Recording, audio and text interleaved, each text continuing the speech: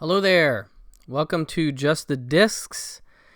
We talk about Blu-rays here, and as I mentioned in my favorites of 2022, the more favorites video I put out last week, I would be talking about the Imprint bundle for the month of, is this November? I've lost track. November or December. And it's a good one. There's a lot of great stuff here. As I've already mentioned, included in this bundle is After Dark Neo-Noir Cinema Collection Volume 2. And this is their second Neo-Noir set from Imprint Films. I'll mention at the top, these are region-free discs. These are not region-locked, and so you don't need a region-free player to play them. But you would need to import them because this is obviously an Australian company. And you could get them through, Amazon has them, but you can also get them through Import CDs and Diabolic DVD and Orbit DVD. I'm pretty sure all of them carry the Imprint titles. But let's get into this noir set. It is a beast, as you can see. And as I mentioned before, I love that it's got this very sturdy box, and it has 6 titles, all in their own plastic cases. So, no sleeves or no cardboard cases. We get our own. If you want to take them out and display them outside the box, you could do that. But anyway, I put them in order of pretty much preference. So I'll start with my favorite in the set, and that is Narc from 2002, Joe Carnahan's film, starring Jason Patric, Ray Liotta. Those are the 2 main stars. There's definitely a lot of faces I recognize outside of that, but it is a really gritty noir cop thriller about a sort of in a bad place undercover drug cop who at the beginning of the movie we see has like an incident. It's a really intense foot chase through a children's playground, and it's heavy duty stuff. There's some great camera work in that, sort of sequence. I mean, great in terms of like it really puts you in the action. It's a full on, running with the camera, just like shaking kind of sequence, and really gets your attention. I remember seeing that in the theater in 2002 and just being like, wow, that was something, that opening. But it's a downbeat movie ultimately, and it's one that has stuck with me for a long time. This is a Blu-ray debut, I believe, and both Jason Patric and Ray Liotta are really good. Patrick plays the undercover drug cop who's now sort of in trouble with the department, being investigated for the incident, but they are allowing him to come back with the offer of helping to investigate what has now become a cold case, that is a murder of a police officer. And they're having trouble getting any further clues about it, so they want to bring him in. And he'll be assigned to help the now dead cop's partner, played by Ray Liotta, to figure out who did it. And it's fascinating to watch it unfold and see, the twists and turns of the story and the investigative angles and things. It's just really well done. Truly one of Joe Carnahan's best movies. I love The Gray as well, but this is up there for me. And this is a really nice disc. It has the commentaries from the DVD, Carnahan and his editor, which is a nice track. There's a bunch of featurettes from the DVD, Making the Deal, Shooting Up, The Visual Trip, The Friedkin Connection. Those are all featurettes from the DVD. And then we have new conversations with Jason Patric, Joe Carnahan, and composer Cliff Martinez, as well as an old interview with Ray Liotta. All that stuff is great. I'm really a big fan of, Jason Patric, and the Imprint Blu-rays has really, brought an A-game kind of interview approach where he just really he's a really serious actor, and he really has insightful and interesting things to say. Same thing with Carnahan. I really like to hear him talk about his filmmaking stuff. So so this is a great Blu-ray. I'm glad to have this one on Blu. Then we have one that I have a German import of, but this is, as far as I know, the region-free debut of Blue Steel, which is Catherine Bigelow's film. This is post Near Dark, pre Point Break. She makes this cop thriller with Jamie Lee Curtis, who's excellent in the film as a rookie New York cop who gets caught up in sort of a bit of a situation where she sort of foils an armed robbery on her first day, but in doing so, she loses a gun. It's not. I don't know if it's her gun. Now I'm forgetting if it's her gun or if it's the perpetrator's gun. I'm pretty sure it's the perpetrator's gun that's lost. Yeah, that's what happens. It's basically the guy that she shoots, his gun is taken by somebody, and then it becomes an instance of like, did you just shoot an unarmed man? We have no weapon on the scene, and so it gets complicated, and then that weapon is now being used in other murders around town, and it's made clear who's involved pretty early. But that said, I won't spoil that stuff. But let me just say that there are some really nice turns in this from Clancy Brown, Elizabeth Pena, Louise Fletcher, Kevin Dunn, Richard Jenkins. It's a really good cast, and Ron Silver is pretty nuts in this movie as well. Tom Sizemore, Mike Starr. I forgot how good this cast is. I love Mike Starr. But yeah, really, really neat cop thriller. Some would say maybe it gets kind of out of its mind crazy by the end, but I don't mind that. I really think it works for me ultimately. And so I'm just happy to see this. I'm a big Catherine Bigelow fan. Happy to see this movie get a nice release. This one includes an interview with the editor and a deconstruction of the film by film historian and professor Jennifer Mormon, and a production design interview with Tony Corbett, as well as a very cool video essay from film historian Chris O'Neill. I always enjoy his video essays.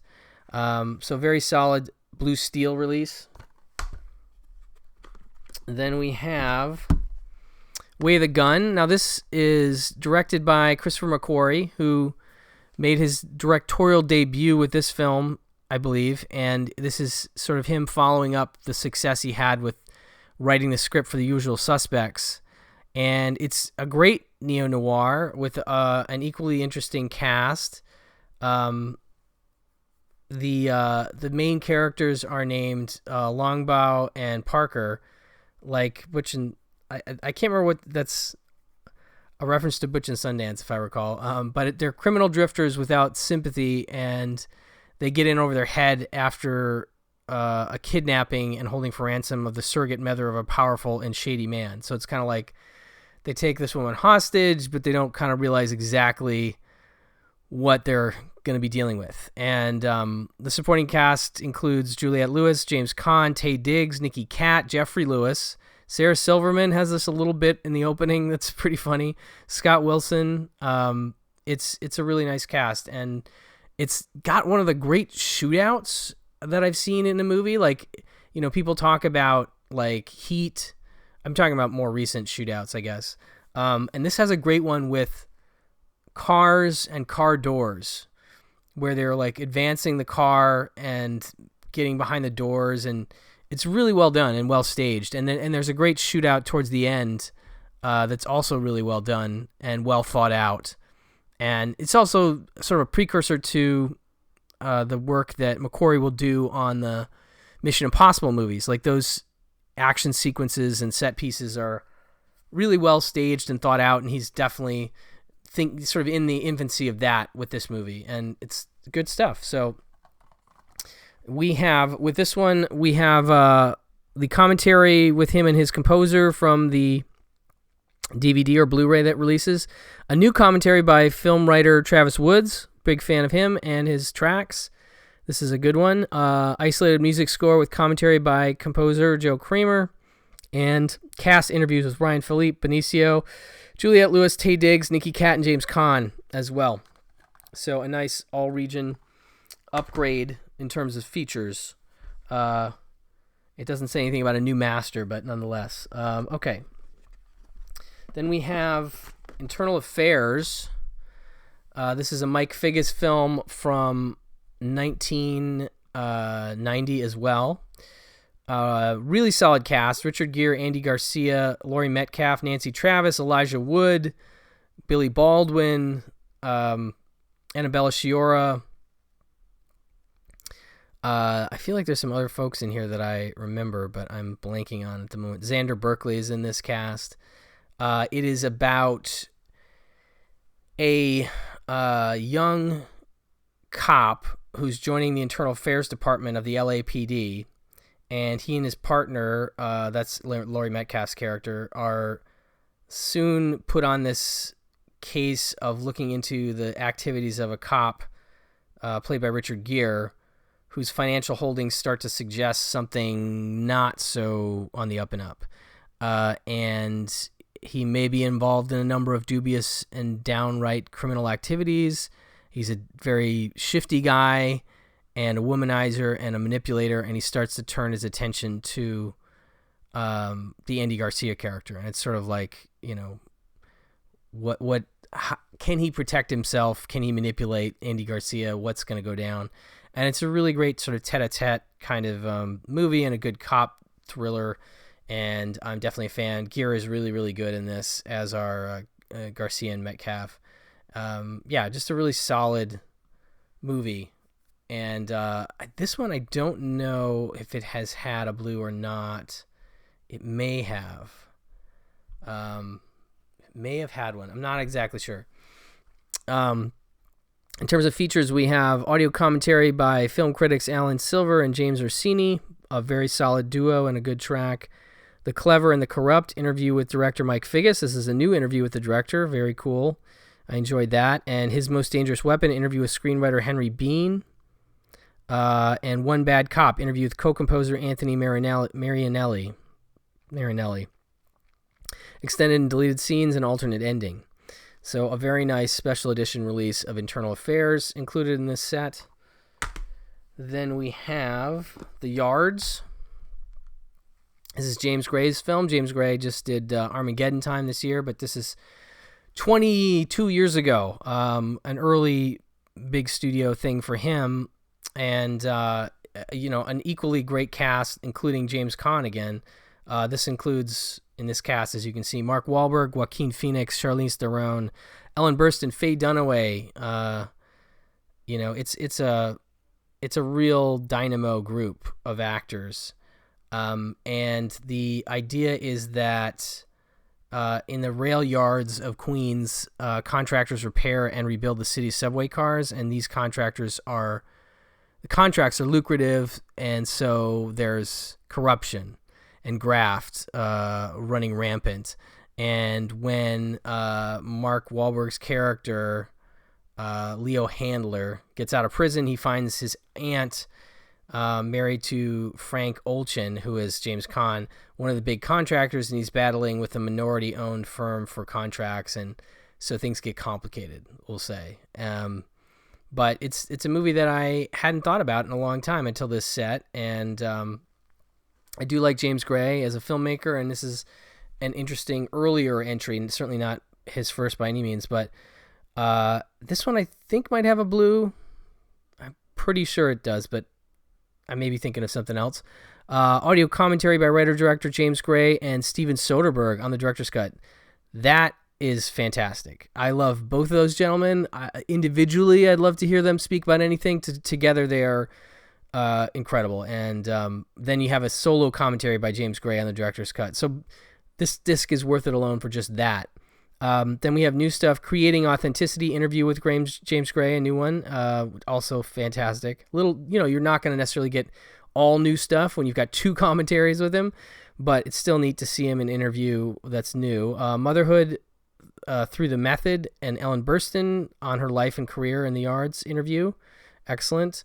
Designing Queens, production designer Kevin Thompson on the Yards, film critic Tim Roby on the Yards, Visualizing the Yards featurette, behind the scenes featurette, roundtable discussion with Charlize Theron, Mark Wahlberg, James Caan, James Gray, 8 deleted scenes with optional writer-director commentary. I think these commentaries and things were on the original special edition DVD. I think this got a really nice DVD when it came out, so we've got some nice stuff there and then some new stuff. And then lastly, we have The Crimson Rivers, with John Reno and Seymour Cassel. This is about 2 French cops investigating a grisly murder at a remote mountain college. The other working... one of them is doing that. The other one's working on the desecration of a young girl's grave by skinheads, and they're brought together by clues from their respective cases. And soon after they start working together, more murders are committed, and the pair begin to discover what dark secrets lie behind the killing. So it's that sort of a connective narrative. I don't remember if I've seen this one or not, but it is directed by Matthew Kassovitz, a very accomplished French filmmaker, and the leads are both really strong. So solid stuff. And this is a really nice special edition with audio commentary by Kassovitz and Reno and Vincent Cassel in French with English subtitles. The Investigation, a documentary about the film. The Scalpel Scene featurette, Making of the Corpse featurette with commentary by Jean-Christophe Spadaccini and Dennis Gastuet. The Fight, challenging filming with featurette with optional commentary by Vincent Cassel and Nikki Naud. Nighttime filming in altitude, White Rivers, The Avalanche. The Chase, storyboard comparisons with commentary by the storyboarder. Complete storyboards of The Avalanche, The Morgue, unfilmed sequences, car chases, archives, isolated music score with commentary. Just an epically packed special edition. So if you're a fan of Crimson Rivers, this is going to be right up your alley. And then we have a really nice book. I mean, this is a bound book. This is beyond a booklet, and it is lovely. Matte, really beautiful book. I was just going to look and see if that's mentioned on the back here, but regardless, it is a really nice book that goes with this set, and it's an excellent set. And as I mentioned before, it is one of my favorite box sets of the year, and I'm just only about halfway through it. You know what I mean? So this is going to take some time, which is good. I love that you get these sets and you start to digest them and you realize there's just a lot happening here, and there's a lot of great movie action happening and a lot of great features. And so kudos to Imprint for another winner of a box set with After Dark Neo-Noir Volume 2. Next up, we have another winner for me that was part of my my more favorites video, and that's Lou Adler's film Ladies and Gentlemen, The Fabulous Stains from 1982, a movie with a very checkered past. Basically didn't get a release and became sort of a cable favorite for a while, was not available for a long time, I think partially because of music rights, and then emerged as something of a cult item and finally got a DVD release within the last, 10, 15 years. Maybe 10, it feels more like 2012 or something, which was very exciting. And we're actually getting some of the features from that DVD, but this is nice to get a Blu-ray of this. The idea is that you have a young girl who gets some notoriety through a TV interview. This is all obviously pre-internet. She is part of, I guess it's like a news feature on, I can't remember if it was on restaurants or something. She's working at a fast food restaurant and she quits on camera in a very dramatic way. And the network that ran this piece got tons of letters about her. And so they do a follow-up piece with her and they kind of get her, the lowdown from her and what her deal is. She's a smoker. She's a rebellious teen. No father figure in the picture, and she talks about being the lead singer of the Stains. And so it's like this band that she's sort of started, but now that she's got the push from this interview, they really kind of get going. Her and her friend, played by Laura Dern, and they have another friend.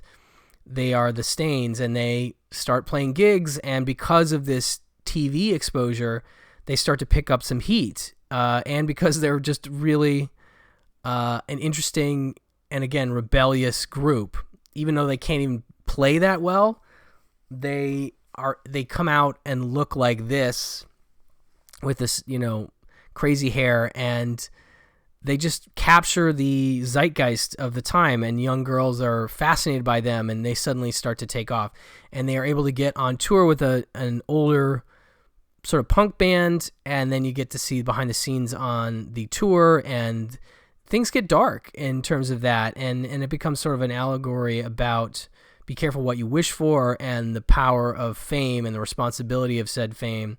And it's just really great. And, Diane Lane is outstanding in it. And it's just a cult gem. And so I'm very excited this has come out. It's not a new scan, but it's not bad. It looks better than it's looked before. And we're getting lots of features from, like I said, there's some from the old DVD. I love that picture. Like we're getting the commentary from director Lou Adler. We're getting the commentary with Diane Lane and Laura Dern, which I love. And then we get a new commentary by author Lee Gambin and musician journalist Allison Wolfe. I Don't Put Out, Anger X Feminism, a video essay by Kat Ellinger. Lizard Music, The Late Night Culture of the Fabulous Stains, video essay by Sarah Marcus. That's a really cool piece. Audio interview with actress Marin Cantor, and Keep on Rockin', interview with actress Debbie Rochon. So a really nice group of features, and one of my favorite discs of the year, by way of it also being one of my favorite movies. So that is, ladies and gentlemen, The Fabulous Stains. Then we have Distant Thunder. Now this one is a much lesser known movie, especially considering the cast. And the cast includes Ralph Macchio and John Lithgow, as well as Reb Brown, Janet Margolin, Tom Bauer. And it's a post-Vietnam movie that Rick Rosenthal, the director of Bad Boys and Halloween 2, he did this in 1988. And it's about it's a really great performance both from Macchio and Lithgow, about a troubled Vietnam War vet, that's Lithgow, who deserts his wife and child shortly after he returns from the war, and then he returns after 10 years where he's been living like an animal in the forest, so he's just in a really rough place. And he finds himself unprepared for the changes that they'll have to cope with. And when the vet tries to contact his son, he realizes that he's caused more damage than he had imagined. So you have a guy that's really broken, trying to reconnect with his son, played by Macchio. And it's a tough movie to watch. It's a tough drama. But like I said, it's really well done, and I really appreciate both the lead performances. And yeah, like I said, this is a movie that I feel like just hasn't been talked about a lot. I remember I had a friend at the video store who was really into The Karate Kid, and as such, he got really into all kinds of Ralph Macchio movies, like Up the Academy and, the stuff that he did outside of those films. And this was one that he saw and liked, but that I had never heard of at the time in the 90s. And yeah, so it's neat to see this get a nice release after all this time. I am 99% sure this is a Blu-ray debut, because I just don't feel like people are talking about this movie at all. It includes a scan from Paramount, audio commentary by author David J. Moore, which is solid stuff, and that's it. But that's all you really need. I really feel like the commentary does a nice job of giving context, and yeah, it's just a really solid drama from 1988, Distant Thunder. Then we have one that's sort of a high-profile movie from the 90s in School Ties. This is from 1992, directed by Robert Mandel, and it's about a guy named David Green who receives a football scholarship to a prestigious prep school in the 1950s, and he feels this pressure to hide the fact that he's Jewish from his classmates and teachers, fearing that they may be anti-Semitic, and he's not wrong. He quickly becomes the big man on campus thanks to his football skills, but when his Jewish background is discovered, his worst fears are realized, and his friends turn on him with violent threats and public ridicule. It's an intense movie. The cast outside of Fraser, who's really good, includes Matt Damon, Chris O'Donnell, Ben Affleck, Randall Battenkoff, Amy Locane, Cole Hauser, Anthony Rapp, Ed Lauder, Kevin Feige, Peter Donat. It's a really solid cast, and I'd actually forgotten how good it is. But I remember this is prime, time in my early video store years. I got my first job at a video store in my high school years, and this was one of the first big new releases that we got in. I remember that. I remember the wall being covered with school ties, VHS tapes, and people demanding it, wanting to see it. It was a really big deal. Anyway, great performance by Fraser and a breakout for him, because he had been sort of Encino Man before this. I feel like he hadn't done as much dramatic work. Okay, so we have audio commentary from film historian Jim Hemphill, a favorite of mine and a friend of mine, a guy that I'm a huge fan of, and a guy who always does a really good job with commentary tracks. This one is no exception. We have 90 interviews from 1992 with Matt Damon, Brendan Fraser, Sherry Lansing, Chris O'Donnell, and director Robert Mandel. So those are cool and interesting time capsules, but I think Jim's commentary is the most interesting feature on this disc and gives, again, great context and lots of background as per his usual expertise with commentaries. I like that Imprint is using him with some regularity. So that is School Ties.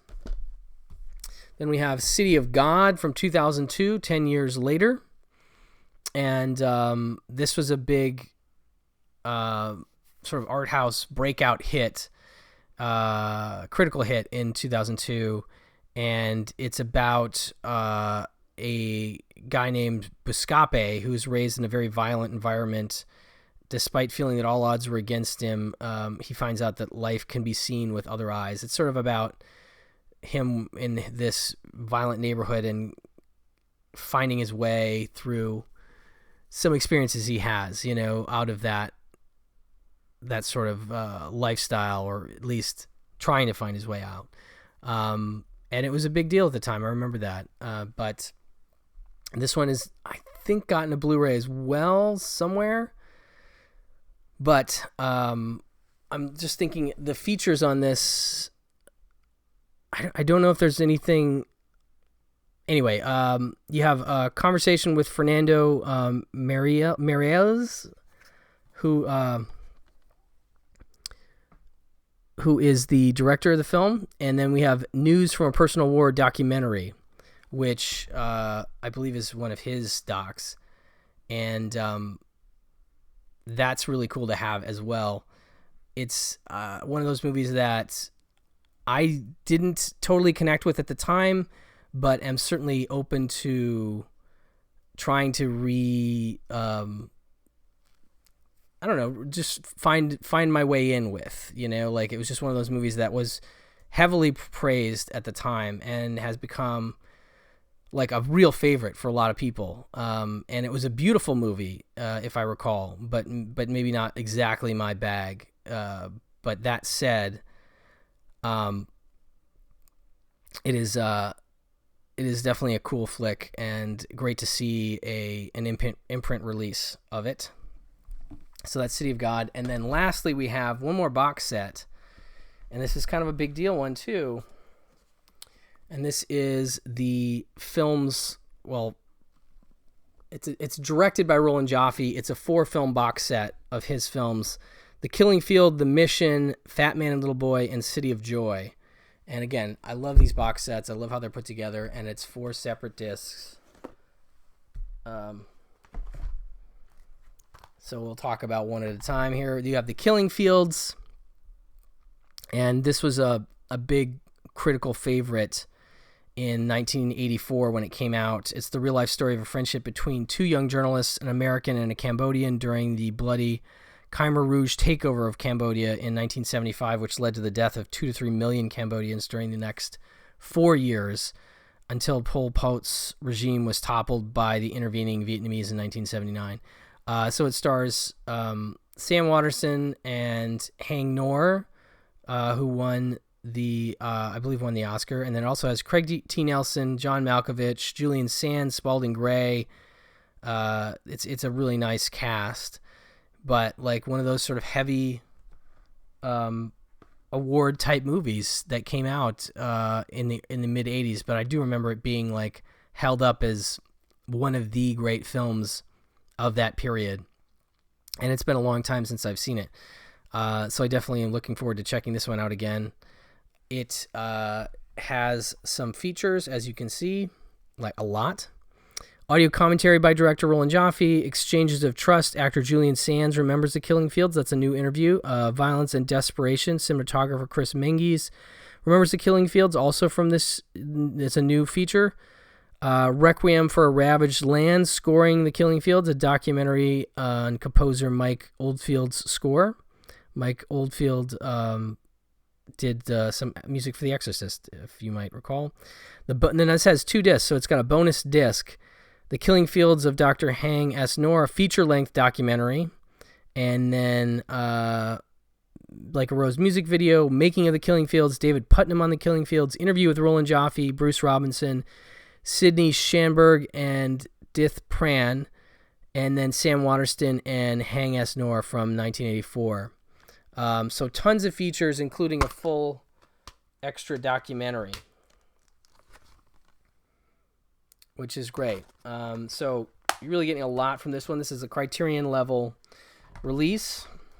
The Mission, this is a big one. This I don't think has had a release yet on Blu-ray, and is a much beloved, again, critical favorite, starring Robert De Niro, Jeremy Irons, Aidan Quinn, Liam Neeson. You know, it's a pretty big deal. The score by Ennio Morricone was one that I know was heavily used for trailers, and just a beautiful soundtrack that people seem to recall very fondly to this day. And it is about when a Spanish Jesuit goes into the South American wilderness to build a mission in the hope of converting the Indians of the region. A slave hunter is converted and joins his mission. When Spain sells the colony to Portugal, they are forced to defend all they have built against Portuguese aggressors. So pretty epic tale and an epic movie with a great performance by De Niro. One of his that for a long time was, I think heralded as one of his best, but I feel like has fallen back in terms of its how much it's praised these days. And so it's nice to see this get a nice Blu-ray release so that people can be reminded of how good he is in the movie. Some more nice features here. Audio commentary with Roland Joffe, Making the Mission documentary from BBC TV series Omnibus from 1986. On Earth as It Is in Heaven, Scoring the Mission documentary on the making of the composer Ennio Morricone score. So that's a really cool feature. That's new. Lives in the Balance. Cinematographer Chris Menges remembers the mission. That's a new interview. An interview with Jeremy Irons from 86, as well as an interview with Roland Joffe from 1996. So lots of great stuff here. Again, this whole set is kind of a Criterion level thing in terms of all the supplements you're getting. So next up we have Fat Man and Little Boy, which is definitely a film that doesn't get talked about a lot. This is from 1989 and has Paul Newman, Dwight Schultz from the A-Team, Bonnie Bedelia, John Cusack, Laura Dern, Natasha Richardson, a really solid cast. Del Close. Todd Field is in this. James Eckhouse, it's a good group of actors. And this is about a general played by Paul Newman, who is assigned to oversee the development of the atomic bomb. He's a stern military man and determined to have the project go according to plan. He selects J. Robert Oppenheimer, and that is played by Dwight Schultz, which I do think is funny because he played Murdoch on the A-Team, as the key scientist on the top secret operation. But the two men clashed fiercely on a number of issues. Despite their frequent conflicts, Groves and Oppenheimer ultimately push ahead with the two bomb designs, the bigger Fat Man and the more streamlined Little Boy. So those are the names of the two bomb designs. Fascinating movie, fascinating story. Timely that this would be released so soon on the heels of us getting the trailer for Oppenheimer, the new Chris Nolan movie with that story being told over again in more detail. So very cool, again, underseen movie. Cillian Murphy starring in the Chris Nolan film. But more great features here. Destroy of Worlds, actor Dwight Schultz remembers Fat Man and Little Boy. That's a new interview. Madness and Suspicion, scoring Fat Man and Little Boy. Documentary on the making of the, again, Morricone score, which is cool. Production story, vintage Paramount promotional featurette, and vintage Paramount promotional interviews, sound bites with Roland Joffe, Paul Newman, Laura Dern, Dwight Schultz, John Cusack, and Tony Garnett. B-roll production footage, interview with actor John Cusack from 89, interview with Dwight Schultz from 89, photo gallery with cuts from the score. So that's another nice disc. And then lastly, we have City of Joy from 1992. And this one stars Patrick Swayze, and he's sort of the primary Hollywood actor in the film. And he plays a guy named Max Lowe, who's a Houston surgeon who's grown weary of the bureaucracy in American medicine, and he loses a patient on the operating table. He decides to leave America and to travel to India in the hope of finding himself. And not long after he arrives in Calcutta, he's attacked by a group of thugs and left without money or a passport. And it's sort of coming to, as it says, find himself kind of story, and it's a pretty beautiful one at that. Great performance by Swayze, totally underappreciated and under-discussed at this time. So that's City of Joy from 92. And more nice features on this one. This one has a bonus disc as well. Prisoners of Our Own History, the first 4 films of Roland Joffe, the documentary. So it's kind of a doc that talks about his work and goes well with this set. The Worm Turns, actor Art Malik remembers City of Joy, interview with Roland Joffe, and interviews with Patrick Swayze, Pauline Collins, Roland Joffe from 92, as well as actor Puri, and the India and Cinema featurette as well.